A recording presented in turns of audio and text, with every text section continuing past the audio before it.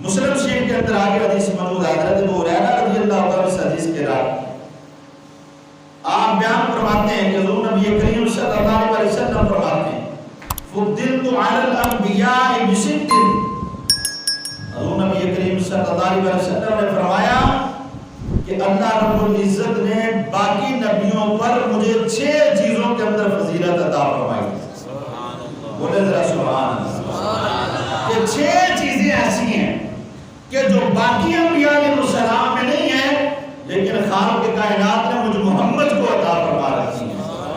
وہ 6 وصف، وہ 6 شانیں ہیں جو اللہ نے کسی اور نبی کو نہیں دی بلکہ مجھ محمد کو عطا کی ہیں۔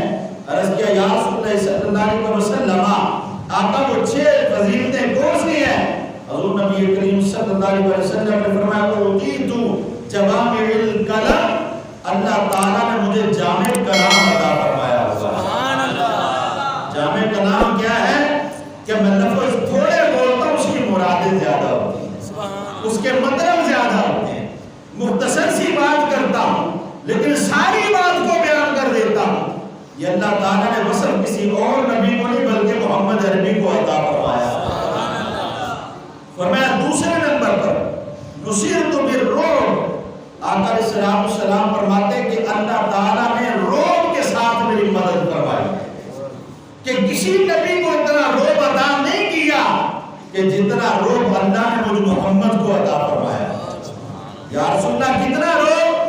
فرمایا اتنا رعب کہ اگر میرا دشمن مجھ سے 1 مہینے کی مسافت پر دور بیٹھا ہوا ہو تو میں یہاں سے تلوار کھینچوں تو وہ یوں محسوس کرے کہ جیسے آقا میرے سر پر تلوار لے کر کھڑے ہوتے ہیں۔ سبحان اللہ۔ اللہ نے مجھے ایسا رعب عطا فرمایا ہے کہ میرا دشمن مجھ سے 1 ماہ کی مسافت پر دور بیٹھا ہوا ہو تو فرمایا وہ مجھ سے خوف کھا جائے، اس پر لرزہ طاری ہو جائے، وہ ایسا محسوس کرنے لگے کہ جیسے آقا علیہ السلام میرے سر پر تلوار لے کر کھڑے ہیں۔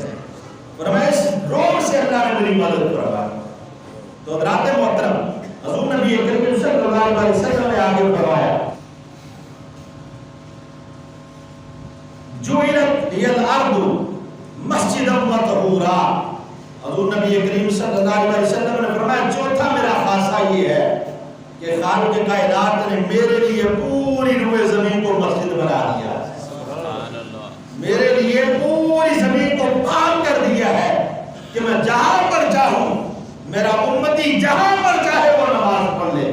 اس لیے کہ پہلے نبیوں کے لیے، ان کی امت کے لیے لازم تھا کہ عبادت گاہ میں پہنچے، مخصوص مقام پر پہنچے، مسجد کے اندر جا کر عبادت کریں۔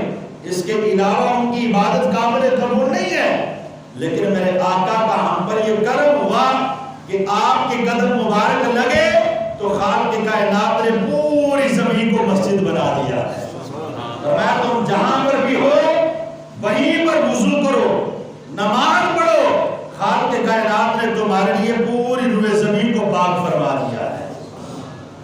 تو فرمایا 5ویں نمبر پر ارسلت الی الخلق کافہ، حضور نبی کریم صلی اللہ علیہ وسلم فرماتے ہیں اللہ نے مجھے پوری کائنات کی طرف، پوری انسانیت کی طرف اللہ نے مجھے رسول بنا کر بھیجا ہے۔ پوری کائنات کی طرف، تمام لوگوں کی طرف اللہ تعالیٰ نے مجھے رسول بنا کر بھیجا ہے۔ فرمایا 6 نمبر پر وَخُتِمَ بِيَ النَّبِيُّونَ، اللہ تعالیٰ نے مجھے نبیوں کا خاتم بنا کر بھیجا ہے۔ میں آخری نبی بن کر آیا ہوں، میرے بعد کوئی نبی نہیں ہو سکتا۔ تو حضرات محترم، حضور نبی کریم صلی اللہ علیہ وسلم کی یہ حدیث مبارکہ ہمیں کس طرف لے کر جاتی ہیں؟ یہ ہمیں اس طرف لے کر جاتی ہیں کہ لوگوں آقا علیہ السلام کی ختم نبوت پر کہیں بھی، کسی مقام پر بھی، کسی موقع پر بھی کمپرومائز کرنے کی کوشش نہ کرنا، کسی کو آپ کے بعد نبی تسلیم کرنے کی، نبی تصور کرنے کی، اس کے بارے میں ہلکا سا پہلو رکھنے کی بھی کبھی سوچنا مت۔ جب تمہارے پہلو میں اگر اس کے بارے میں نرمی آ گئی، جس نے نبوت کا دعویٰ کیا ہے، تو سب لینا تمہارے اسلام کے ساتھ تعلق ختم ہو چکا ہے۔ وہ مرزا ہو یا کوئی اور ہو، کوئی بھی نبوت کا دعویٰ کرنے والا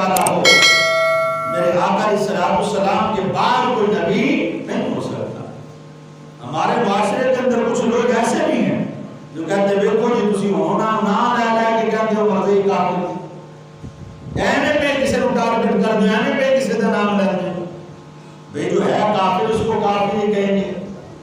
اگر تم مسلمان ہو تمہیں مسلمان کہیں گے کافر تو نہیں کہیں گے. تمہاری شان یہ ہے کہ تمہیں مسلمان کہا جائے اور ان کی شان یہی ہے کہ ان کو کافر کہا جائے. کس لیے کہ وہ کافر میرے اور آپ کے کہنے سے نہیں ہے, وہ قرآن کے فیصلے سے کافر ہیں, وہ آقا علیہ السلام کی حدیث سے کافر ہیں. اس لیے کہ انہوں نے حضور علیہ السلام کے بعد والوں کو اگر کسی کو نبی مانا ہے تو انہوں نے حدیث کا بھی انکار کیا ہے اور اللہ رب العزت کے پاک قرآن کا بھی انکار کیا.